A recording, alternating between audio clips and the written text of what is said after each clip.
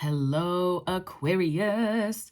This is your April 2022 monthly creative energy forecast, and I'm super excited that you're here. This is Into the Infinite. I'm Charlie. These are my hands. But we're going to get into your reading. So April is an exciting month. We're in Aries time. We're well into Aries time now. And which is great. It's fire energy. Fire and air often kind of have this catalytic force together.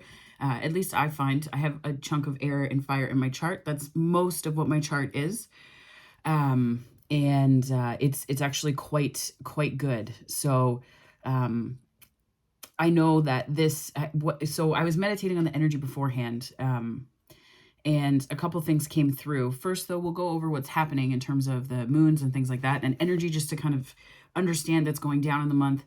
So on April 1st, we have the new moon in Aries, which is super exciting, a great time to charge forward, right? I think about air and fire as like oxygen to a fire, right? Like it can stoke the fire, but it can also make it kind of go a little bit out of control.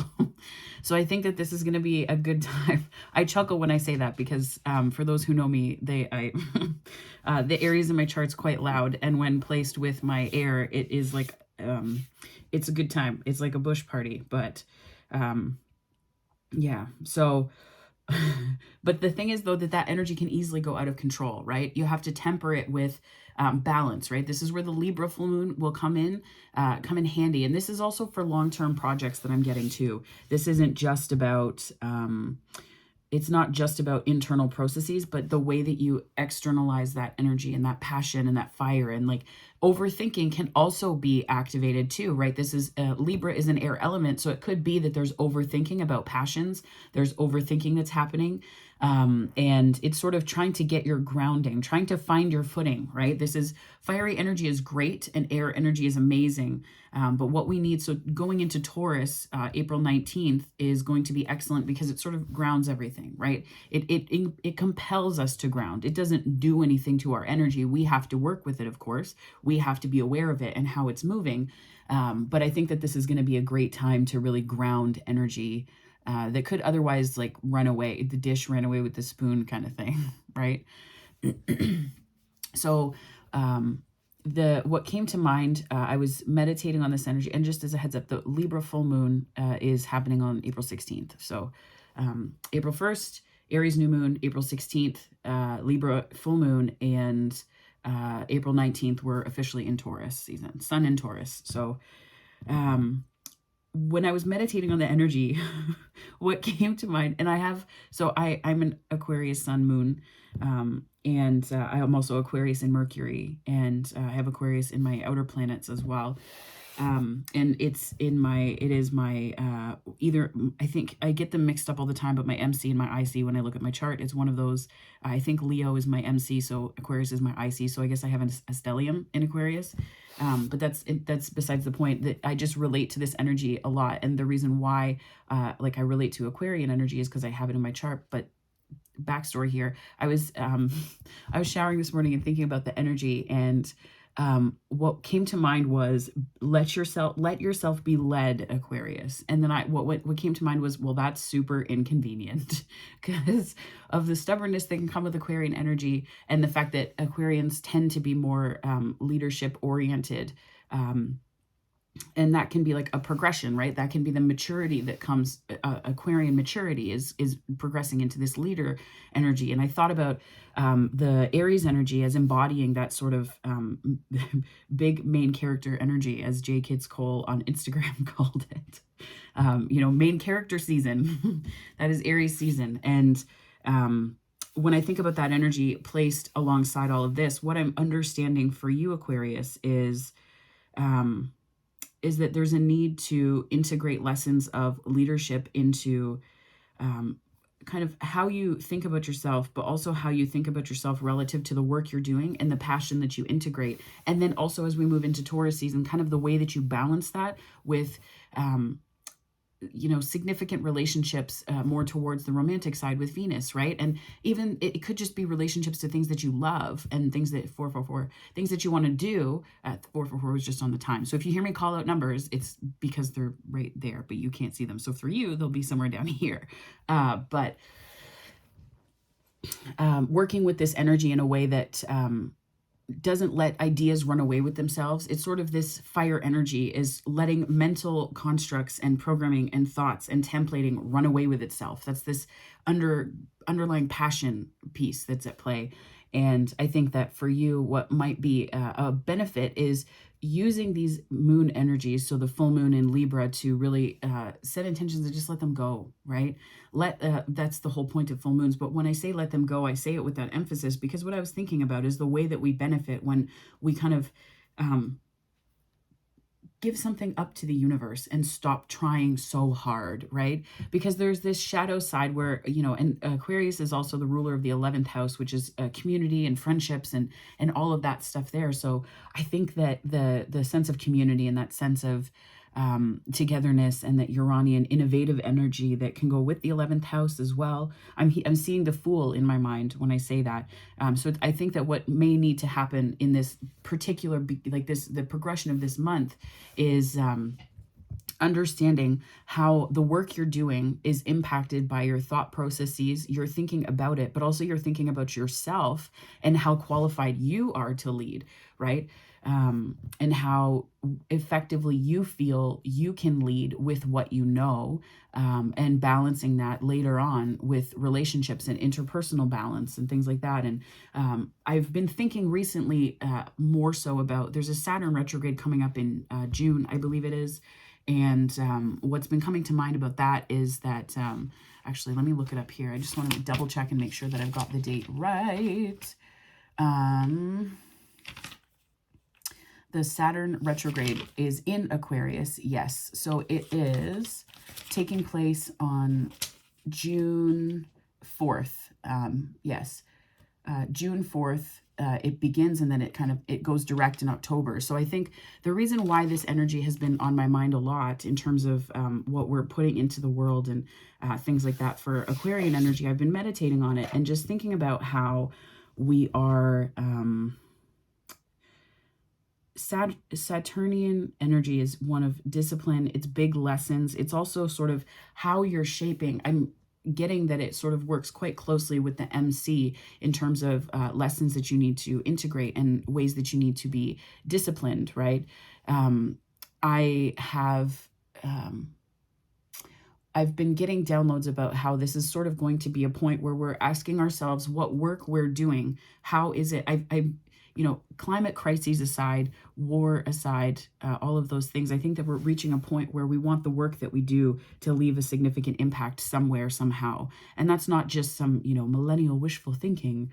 I think that we're really reaching a point where we see that in an era of climate crises and a lot of things that are impacting the collective, what we're beginning to understand is that the things that we do for every day really do translate. They translate significantly into action, behaviors, impacts. And I think that we're kind of reaching a point where, when I was doing my grad school, when I was in grad school, doing grad school, we were doing the introduction program, that sort of orientation, one of the professors said, if you, he congratulated everyone for being there because he said it kind of feels like the beginning of the end of the world.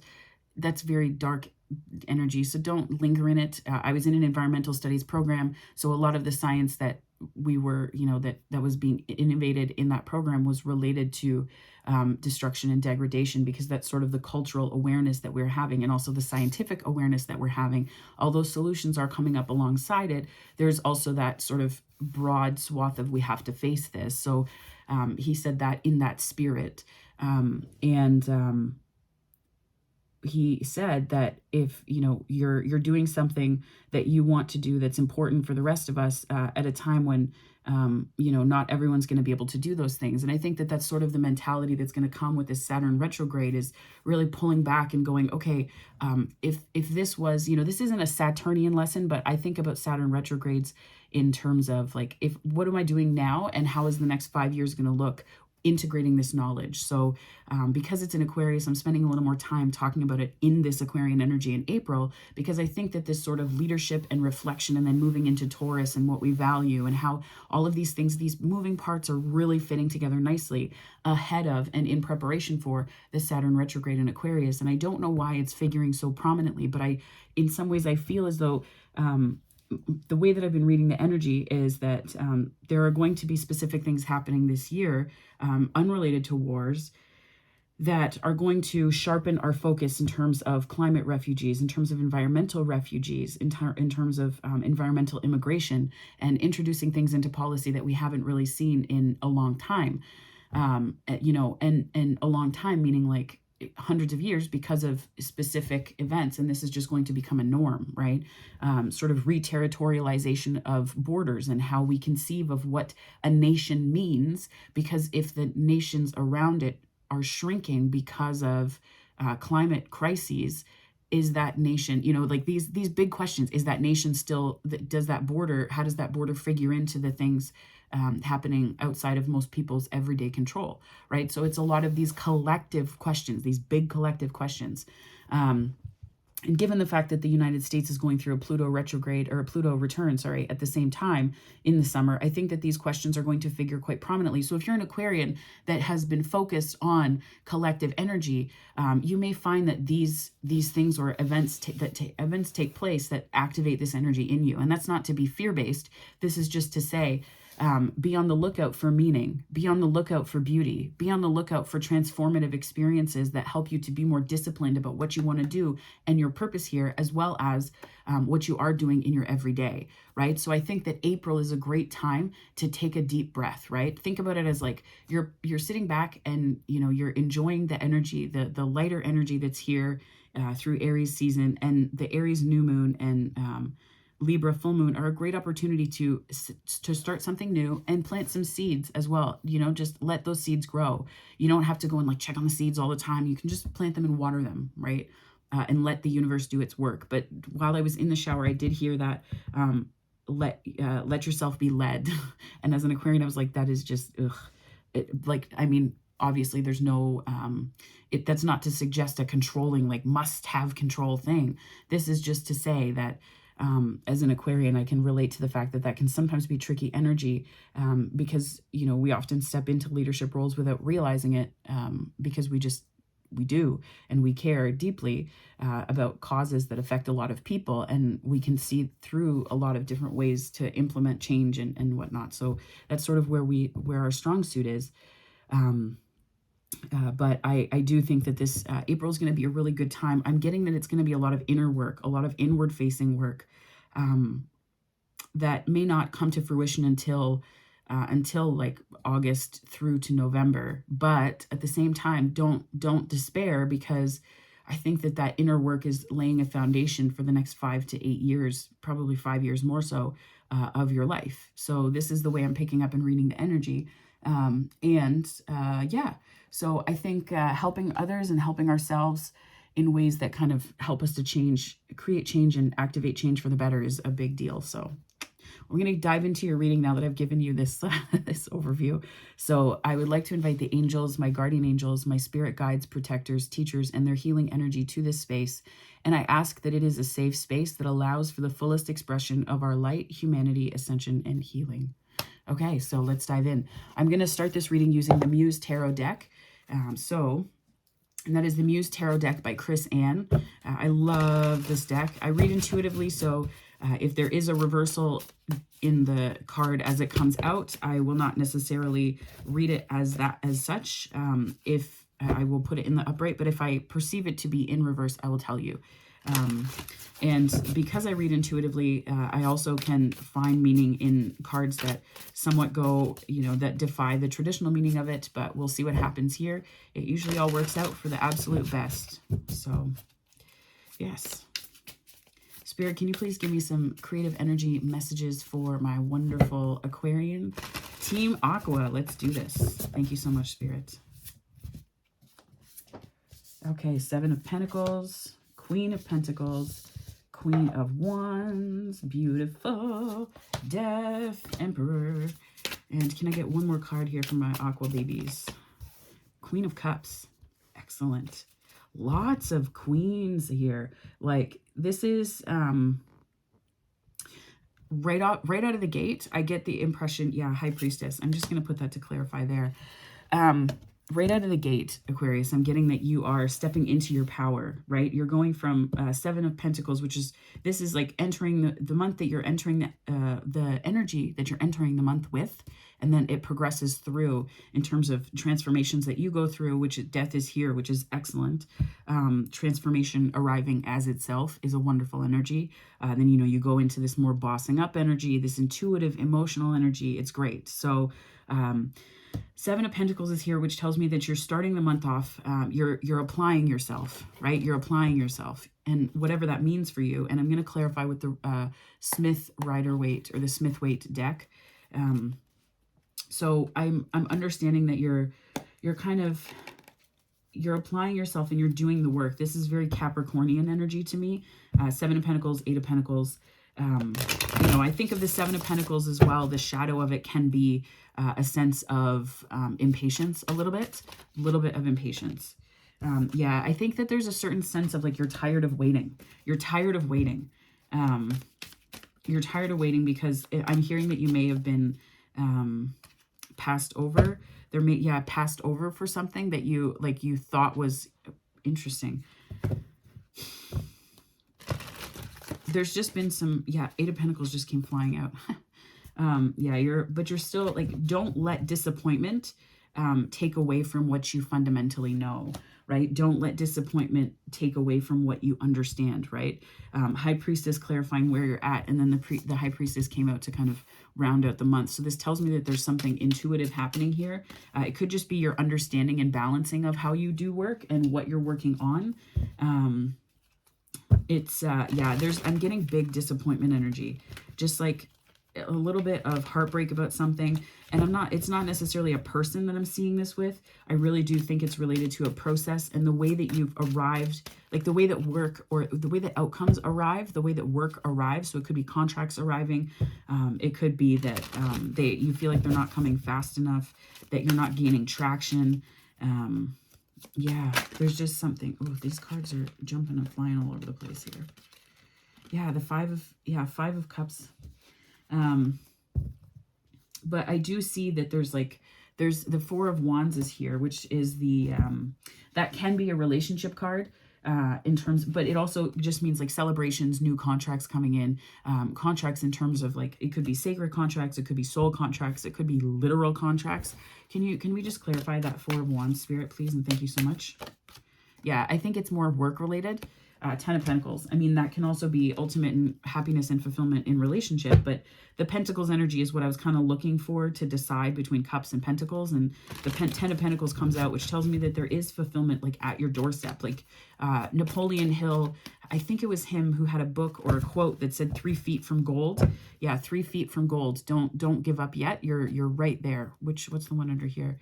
Yeah, you're 3 feet from gold. Don't give up.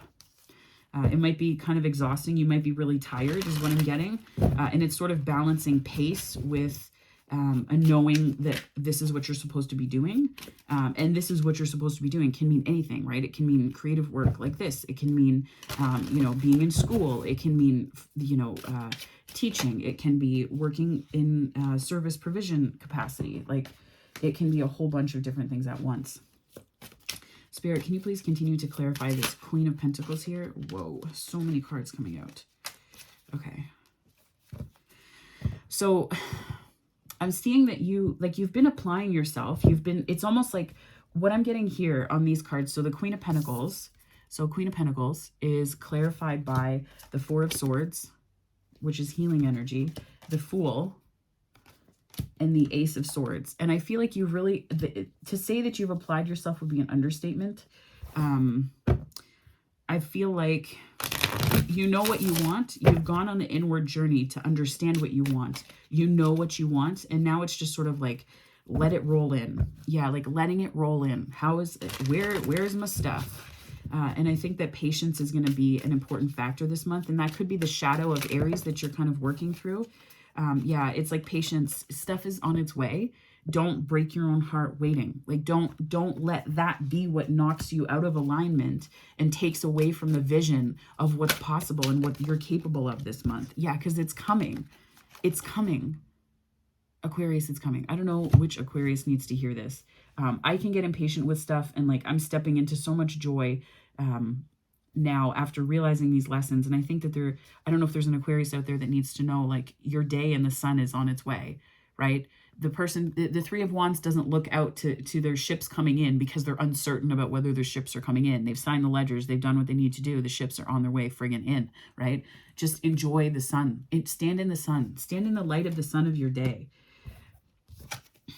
And then, so we also have the Queen of Wands here. The Queen of Wands here in terms of fears. And I think that it's almost like there's a fear of losing momentum. There's a fear of losing momentum, perhaps. The Hanged Man clarifying the Queen of Wands and the Ace of Pentacles. I think that there's maybe some ways in the past that if you slowed down and if you really took time to savor, like you might be compelled to do during Taurus season, that if you savored, it'll lose momentum, or you'll be concerned about whether or not, you know, things are actually on their way. Because it's almost like false start is what I'm hearing, like false start or failure to launch. But there's a Knight of Pentacles and Ace of Pentacles, the Lovers, and the Six of Wands here. That tells me that there's really not that much, like, you don't have anything to be afraid of, right? Like, you may have been fearful of energy like this before, but you don't really have anything to be afraid of, because you're going to have choices, and they're going to, this tells me, so this is either love coming in, and it's going to be something that makes you happy. And it's also but this tells me that there's choices coming in that the Six of Wands can represent celebration. It can represent victory, but to me, it represents public recognition. So there could be things that you have choices about, that not one will bring you this and one will bring you that. It's not like that kind of fearful energy. I think that there's a steadiness to the things that you're drawing in, because who you are has shifted, or is shifting, right? Like, who you are is shifting through this process at the beginning of the month. And that is excellent news. Like, that's great news. And the death card here just popped out on the bottom, clarifying death. So, and Empress, dang. So that is like super transformative energy. But I think that there's something, you're kind of hanging on to this fear of, maybe fear of, I want to say like fear of judgment. That's like the most literal reading here, but it could be. You know, when I started this channel up, I thought, oh, people are going to think I'm stupid. They're going to think I'm this and that and the other thing. No, like, it's fine. People are going to think whatever they're going to think. 2222 just came up on the time. They're going to think whatever they're going to think, and it will have nothing to do with you, right? Abraham Hicks says, people will love you and people will hate you, and none of it will have anything to do with you. And it's really important to let that shit go, because it limits how you can help others, because it also limits how you can help yourself. And if you can't give to yourself because you're so caught up in what other people are going to think about your growth, about your movement, about your momentum, it really is just a fruitless effort. Judgment came out again. Okay, so that's going right there. Spirit, can you please give me just one more to clarify this Queen of Wands while you're giving me more on the Death card? Thank you so much. The Moon. Yeah, I think that it's almost like you're afraid of, like, there's this specter. I heard the specter of death. It's like you have this fear, like something is just going to come and take it away or get you. Like, there's this fear of like something coming. You know, the Moon, and I read this as like something's coming to take it away. Like, I read it like this, right? Like, it almost looks like there's something coming to take away the success, when that's just not true. That's just not true. That's not how success works. Like, the universe doesn't give it to you and then go, psych. Like, that's not it. People may have done that. That's more of a people thing than it is a universe thing. And understanding the difference between that is really important, is very important. Another way that I just read this, a storyline that popped into my head, was that the number of queens could be different variations of yourself that you're integrating and transforming into the Emperor here. So death is here. So we have the Death card. This is a beautiful card. I realize that I get to talking and I don't really show the cards, so I apologize for that. So this is the Queen of Wands that showed up. That's here. Beside the Queen of Pentacles, then we have the Death card showing up, which is clarified by the Death card, which is wild to me. And then we have the Emperor. So it's almost like these are different versions of yourself, that are progressing through the month, and like you've got ideas that are grounded, you're inspired, and that's transformative because it's turning you into the Emperor, which is excellent energy to step into during Aries season. And I think that there's something profound here about the Queen of Cups and the High Priestess, because this is like turning the ignition on your intuition. Woo. That I didn't mean that rhymes and is wonderful, but I didn't intend to do that. But it's like, it's almost like turning the ignition on your dreams and what you're here to do, right? Yeah, 9 of Cups on the bottom. I think that that's really going to jumpstart, right? Jumpstart what you're here to do, and also what you want to do, because those two things are, they're not, you can have them both, right? Like, it's not, you can't, yeah, I just saw the fire. Yeah, don't, it's, you can have both. It's, you're not like manipulating situations or like winning at all costs. If you want to have both, like you can have your cake and eat it too. Yeah, there's like, in terms of the transformation piece, I think that there's like, you may be compelled to hide after or through this transformation that you're undergoing, but I don't think that you really need to. Honestly, the Empress is here, clarified by the 2 of Cups, Judgment, and King of Wands. Like, I think that what you may fear may not be being seen, or, you know, like people watching you. It's almost like transformation is not best enjoyed as a spectator sport, is what I'm hearing. Spectator sport, like it's really not. Yeah, this is what it can kind of feel like, right? Like you're hiding your emotions, and it's not that you feel left out in the cold, but you certainly aren't ready to go into a community. You certainly aren't ready to go and show people like, hey, look at all of these ways that, you know, it feels like my life is on fire, is what I'm hearing. And it's not that your life is on fire. That's, you know, that's sort of the shadow side of the Wands energy here, is like your life is not on fire.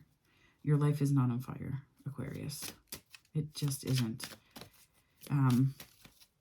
And I'm kind of speaking to you from the other side of these fears, right? Like the other side of these experiences. People can be supportive or not, but how you support yourself is up to you. Yeah, how you support yourself is up to you. Are you doing it through manifesting and using that for forward momentum? Or are you in the energy of needing to prove something and thinking that that's manifestation energy, right? Like, which one is it? Which one is it? And yeah, like I feel this, like the Judgment energy is really strong. Like there's something really important here that you need to understand. Inspiration's coming in the form of synchronicities, downloads. It's also, you know, we've seen the 6 of Cups and the 9 of Cups, and the minor arcana reflection of the Judgment card is the 6 of Cups and the 9 of Cups. And the Judgment card is a Pluto card, which is transformation, clarifying the Death card, which is Scorpio and, you know, Pluto energy. The Death card again. So I think that this is like a deep transformation that's been taking place. And it's not just about you trusting your intuition. I think it's about you trusting your passion. Trusting your passion and trusting that you know what to do with expansive, huge energy of legitimate passion, right? It could be that we often think about lustful energy in terms of relationships with other people and sexual energy, but we can have like lustful energy towards ideas where we're like in and out and in and out, and it doesn't, because it's lustful energy can't be sustained. So you're bouncing around and like, it's just this kind of, you know, expansive, but really chaotic energy. Tower energy, big time on that one. Yeah, chaotic, but there's, I think that this is kind of a call to ground it. And so, okay, I don't know if you caught the snort on camera, but if you did, I'm not even apologizing. I ain't even sorry. So as you move into this Emperor energy, this is amazing energy. Clarifying the Emperor is the Queen and King of Pentacles. This is like huge counterpart energy. So it's almost like energetically you could be meeting your match. If the Ace of Cups came out or the 10 of Cups, I would be inclined to say that, because I know we have the 4 of Wands here. We have the 2 of Cups, but I think that that's more reflective of like another choice. Like in terms of your transformation, like there's another way to see this. Like, so you have Death, Empress. So Death and Empress came out. So there's 2 different ways that you can see this transformation, right? 2 of Cups to me reads as sort of a minor arcana version of the Lovers. And I feel like it is sort of two different ways of looking at this. So you have a choice to see it as something that's really nurturing your growth, or something that is, a literal reading of the death card, which I don't like, because death is not scary energy. It doesn't mean that something's leaving. It just means that there's a transformation taking place, right? So these are two octaves of a transformation that's taking place in 3D. So you have a choice as to how to see this, informed by 5D, informed by meditation, informed by connection to your spirit guides, angels, that kind of thing. So all of this transformation energy is coming, but it's sort of like you have two different ways of seeing it. And I think that the way that you choose the one to lean towards is the one that will leave you feeling like the King of Wands, right? Most passionate person in the room, excited, vital, alive, enthusiastic. But it's channeled, right? It's channeled into a constructive energy. It's not a raging forest fire or wildfire that you have to hope doesn't, take out a town. It's very like, I know what I want, and I have, I'm willing to do the work to get it. And so you go from this King of Wands energy, bam, right into the Emperor.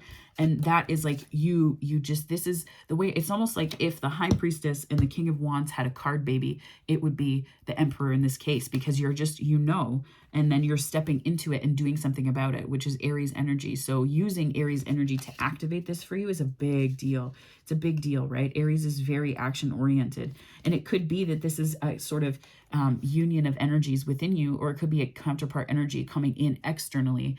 But it's almost like, the way I see it is like, it's two different sides of you, two different aspects, this nurturing, moving forward with this fiery energy. And it's like that passion that you were afraid of giving into is like grounded now. It's not like, I have made decisions in the past when I felt passionate, and I've been like, oh man, that was maybe not my best, that was not my finest hour.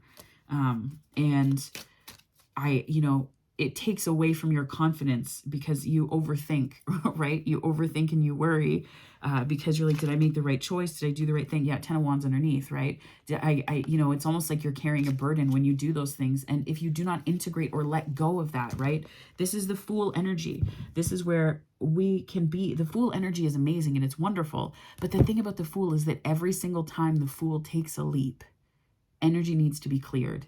Every single time you take a leap, clear the energy of the leap that you just took, because what that's going to help you do is integrate new lessons to move forward. What that's going to help you do is integrate new knowledge and knowing, because it's like the baggage, he doesn't have any 10 wands. He has a stick with a tiny satchel.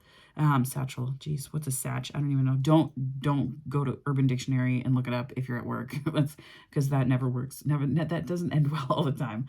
But this is really just a sign of like, let go of the things that you may have feared and that may hold you back from taking a leap, right? Because I think that this is like lower, this is minor arcana Fool energy to me, right? I know that the 3 of Wands tends to be more so in the Aces and the 8 of Wands, because it's movement, right? But I think this is kind of an aspect of the Fool integrating the Uranian and air energy of like planning the next step in this instance where you're at. So it's like, now that you're able to channel this passion constructively, inspiration can come through, and you're moving on from worry. You're moving on from overthinking, from, patterns that didn't work for you, feeling like you had to take just to get what you need, or feeling taken advantage of, right? Or like you had to, like you're holding on to something so tightly that if you let go, it's like people are going to take it immediately, right? And I often feel like that with ideas, and I know that's something I have to work on big time. But I think that there's something shifting here, and that death card, like this, it would not shock me if the Tower came out at some point in the rest of this reading, because the energy is very powerful. And the death card is sort of like slow burn. It's like a slow burn transformation, whereas the Tower is like, bam, in your face, right? Queen of Cups, clarifying the inspiration. Yeah, there is love on the offering here. I think like it could be a love of what you do, a love of community, falling in love with being inspired, right? But not love for love's sake. Like you're not falling in love with being in love. It's like there's something concrete here with the Pentacles energy, the King and Queen of Pentacles. This has some kind of anchor. It's rooted, but you have to decide, right? You have choices. The Lover's card, the 2 of Cups, I'm going to put these out here. You have to decide, right? Or the Eight of Wands came out and then I closed it. I went like this. So these two cards were here. It's like you have to decide which route you're going to take, right? The Eight of Wands is fast moving energy. The 10 of Wands can barely move, right? So it's like deciding how you're going to not just see this transformation taking place in the work you want to do, but also which, what's your choice? Because this is sort of a cause and effect groundwork, right? The Wheel of Fortune is the Wheel of Fortune is Jupiter energy. So it's sort of, think about the choices that you're making are going to allow you to be expansive, not just in how you are inspired, but also in how you manifest, right? Also in how you manifest. This is also Magician energy too, right? And I think that groundedness in the minor arcana versions of these cards here tell me that there's something happening in the everyday that you may not see, but I think that following your inspiration and being in your emotions more often than not will be the key to manifesting and drawing in things that don't make you feel like you're in this Emperor energy, because I feel like you're already there. What those activities will do is continue your growth and your integration of these beautiful energies of leadership, of nurturing, of understanding which ideas to take on and which ones not to follow breadcrumb trails of inspiration that lead you down fun rabbit holes that actually do productive things. Like, right, it's like stepping into being led is stepping into being led. But again, there's choices that you're going to have to make. And the queens here tell me that it could also be different paths. This is another storyline that I'm picking up. Queen of Pentacles, following the trail of money, following the trail of inspiration in the Queen of Wands. Queen of Cups is following your emotions. It could be that you have choices here, or you've had choices in the past that made you feel limited, but you can choose to integrate them in a way that expands you and that really capitalizes on this Jupiter energy, and makes it so that it's not a cause and effect that you have to be afraid of. It's one that allows the energy to flow through you, and to flow through you in service to your inspiration, in service to movement forward, to passion. So that's beautiful energy. I think it's almost like, when you make a decision about something and then you have a little bit of a wobble because you're not really sure, right? You're like, I don't know. And you just have that moment of like, oh, I'm not really sure. I think that there's a call here. So Queen of Cups came up in the Emperor row here, but then the Queen of Cups is also here. This card is beautiful. So Queen of Cups, okay? Queen of Cups came out, and then what clarified that was the High Priestess. So this tells me that there's some kind of like emotional knowing that you have. And it's about trusting your gut, trusting your emotions, where you may have felt like you couldn't trust your feelings before. Yeah, there's a lot of options that you have. There's a lot of options that you have right now. Don't be confused by other people. The reason why I say that is because the Five of Swords was out underneath. Don't let other people's wants or competing needs screw with your manifestation, right? Like there's a lot of options that you're drawing in, and there's, some that will be better for you than others. But it's important to stick to what you know, sticking to what you know, as opposed to what other people want from you, because it's just not, it messes with your manifestation because you get what you want, but you don't ever get it at the octave that allows you to really rise through it and into something really amazing for yourself, because it's always brought down. There's always 10 of Wands. You 10 of Wands yourself with that energy, because it becomes baggage that you're carrying into your manifestation, and you can't carry baggage that exhausts you and that wears you down and also manifest in your highest good, right? You can still manifest, you'll still bring things in, but there's also this confirmation bias, right? I'm reading a book right now. It's called The Expectation Effect. I don't know if I have it out here. Yes. It's on my thing here. The Expectation Effect. It's an excellent book. Sorry, the light's kind of in the way. It's an excellent book, and it's very 3D, but it talks about how, what we expect to happen is what happens. And it talks about how what we want can be often changed by our perception of events and how we think things are supposed to come together by our fundamental beliefs. It's very much like if a science nerd who refused the law of attraction, like he quoted it in the introduction, and I was like, so you're basically writing a book to argue the law of attraction from a science-based perspective while shitting on the law of attraction. Like it was a good book. It's been a good book so far, but it's very much like it's very anchored in 3D, which makes me laugh a little bit because it basically uses science to confirm what the law of attraction is about. But what I'm seeing here, the reason why I brought that up is because what you expect to happen is likely to happen. So if, and this means too that if you're manifesting from a place of, I want other people to blank when I do this. I want other people to feel this way about when I do this, right? It's almost like competing priorities.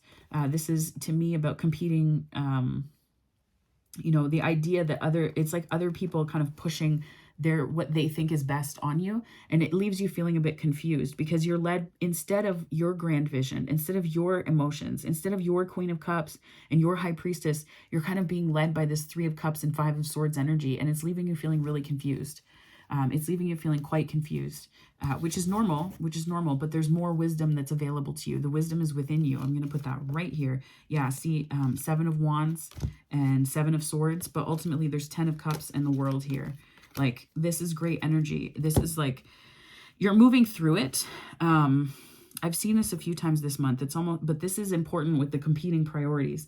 And competing priorities, not in the sense of like, I'm in a relationship and I want to prioritize this and that. I'm talking about when people feel entitled to tell you who you should be. And when people feel like, they care from a codependent place that says, I need you to do and be this thing to demonstrate and reflect back to me that my unsolicited advice and my opinions about your life are valid or are important or are, because it's almost like a validation of who they are, because that's the only way that they can relate to other people. So this competing priorities is really a call to go within.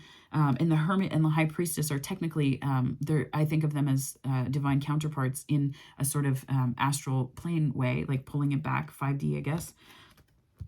And what I think here is the transformation that's happening is it's sort of like people aren't going to be really happy, and you might feel like you need better boundaries because people will feel like this. I see this as you needing boundaries because people aren't going to have necessarily the best things to say about the progress that you're making or the things that you're doing or the projects you're working on or the way that you're prioritizing the way that you're prioritizing your good, what you want, right? And we can do this in higher or lower ways, but the fact that the 7 of Wands is here, this tells me, and the Hermit too, this tells me that this is not you saying like, from like a self-centered place. This is you from saying from a like self-respecting place, right?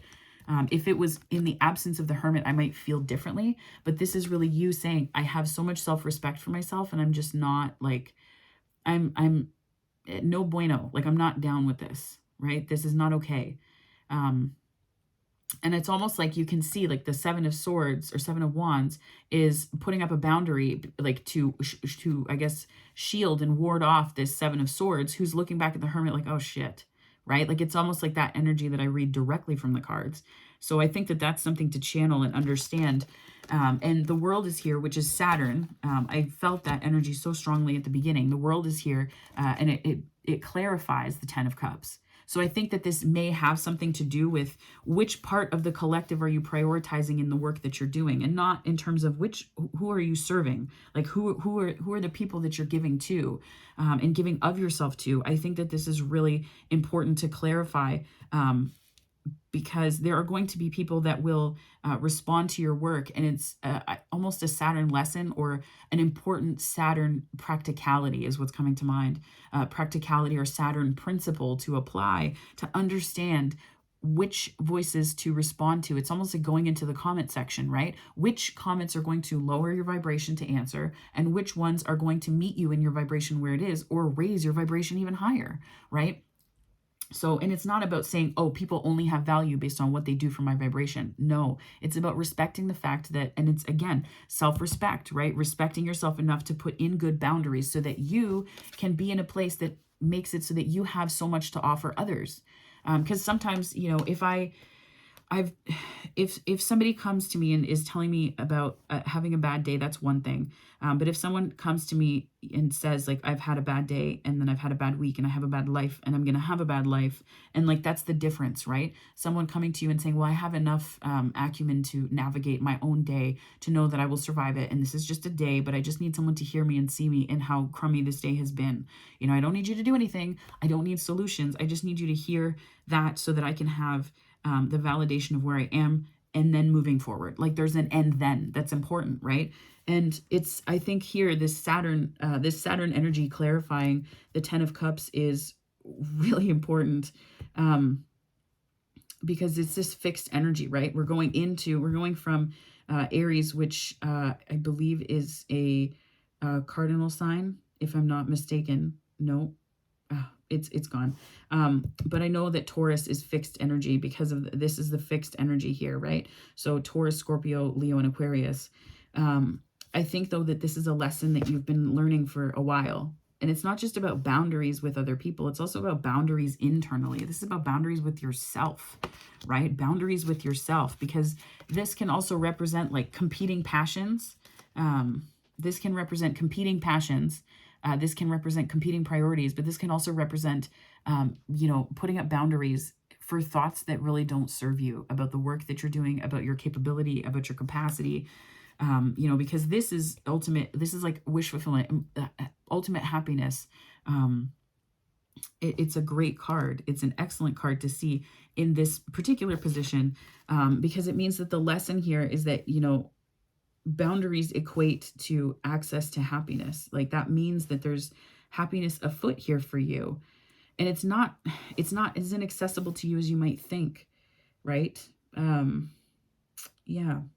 But this transformation energy this month is really excellent to see for you. I actually really love this, especially because Venus is here too, right? Like this, it could be love. It could be people coming in. So I'm reading the energy as it's coming out. And what I want to say too is that I do see that people are figuring prominently.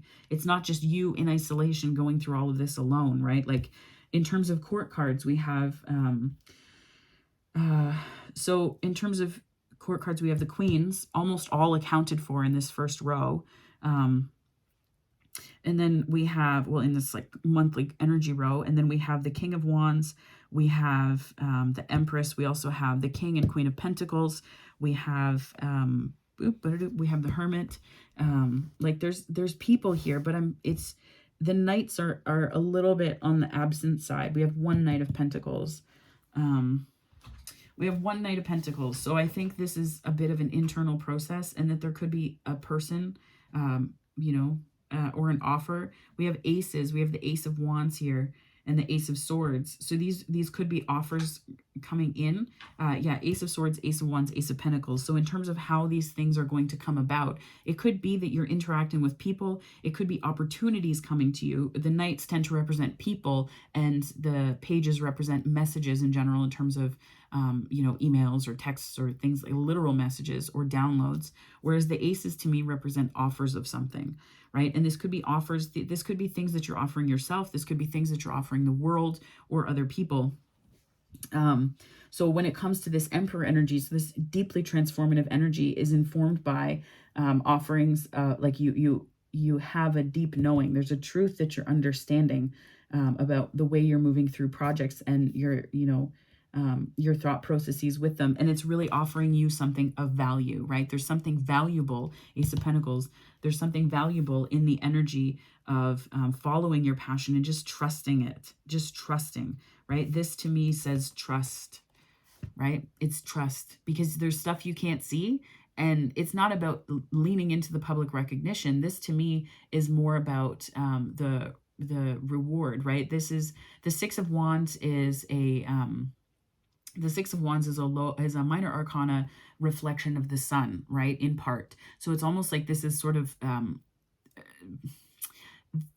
the everyday energy that is kind of making that it's like the everyday awareness here, the everyday awareness of trust that needs to be there, and the ways that you need to trust in the everyday, right? To move through this kind of feeling of like, I get this as like the the Queen of Wands with the Hanged Man tells me like a little bit of a lack of trust, because it's sort of suspending you in place. But, you know, informed by the Ace of Pentacles, it tells me that the Hanged Man is also enlightenment about what's most important here, you know, and when that happens, then you have that sense of trust that rebuilds. So with all of this, I'm just going to quickly go over the planets and the signs that I see. I see Taurus and Libra, and I also see Venus, and no, High Priestess is Moon.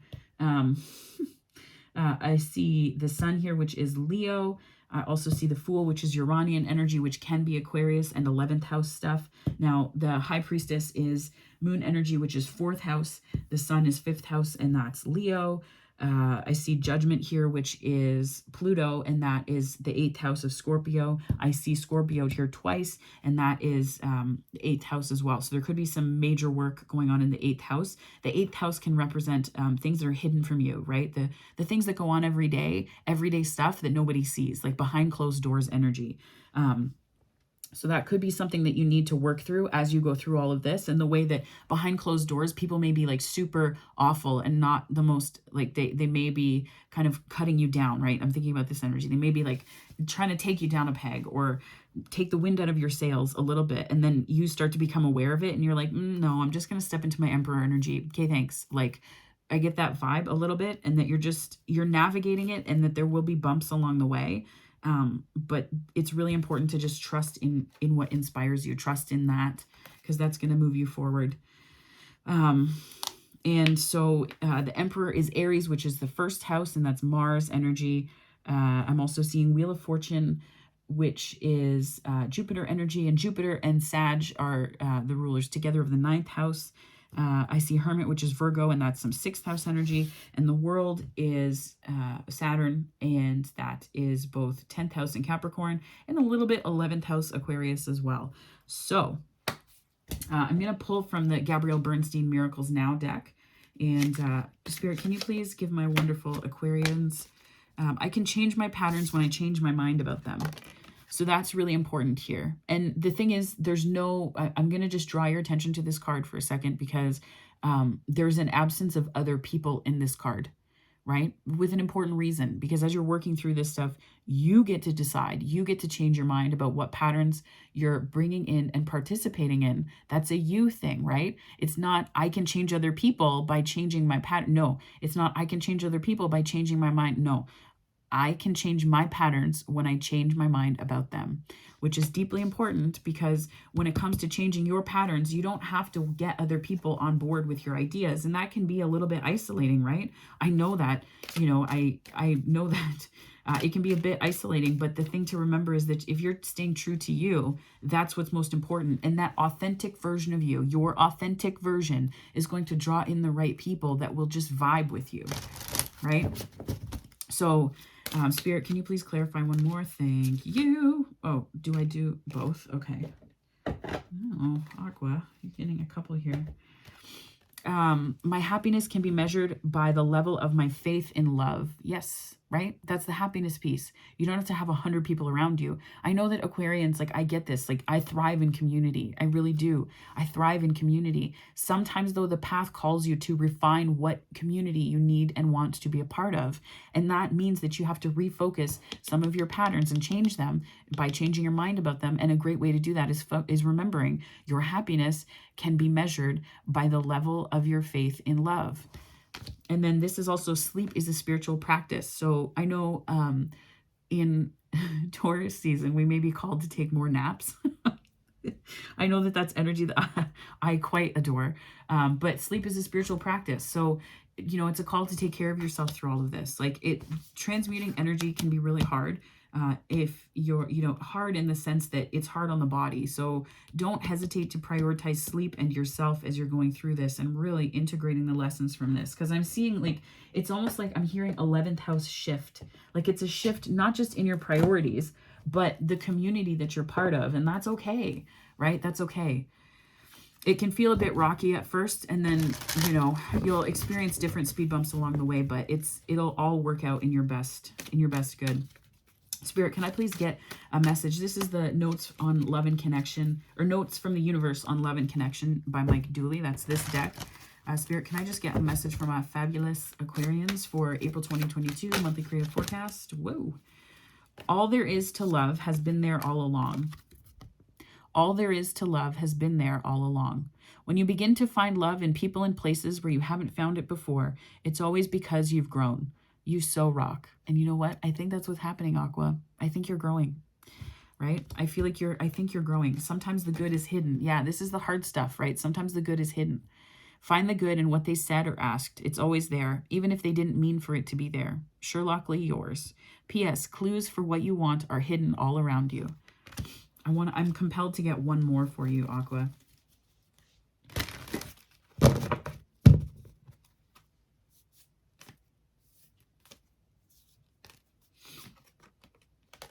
You were born with that it quality. Yep.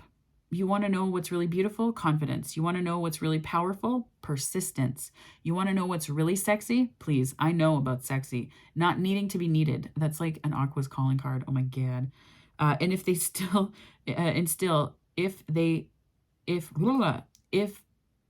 I don't know why they wrote it this way. I'm stumbling my words here. And if still they don't notice your good looks, your strength, and your sachet, could you feel more sorry for them?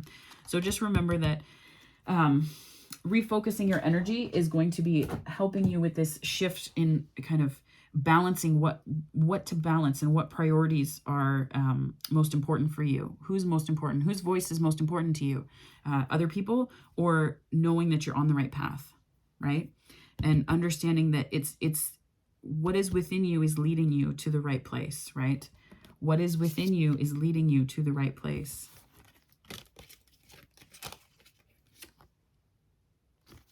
Right? Where is that place? Well, that's up to you, but I think that that's the message that you need to know is that place, right? You're going to get there. So I'm going to leave this reading here, my wonderful Aqua babies, and I will, if you liked this reading, please feel free to like and subscribe. It helps me to grow this channel and do what I love doing, which is this and other content offerings that I have on the channel as well, which are other ways that you can connect with me throughout the month in between these monthly readings. And I will speak to you on the next one. Yeah, we'll see you on the next one. Thanks so much for joining me, Aquarius. Have a great month.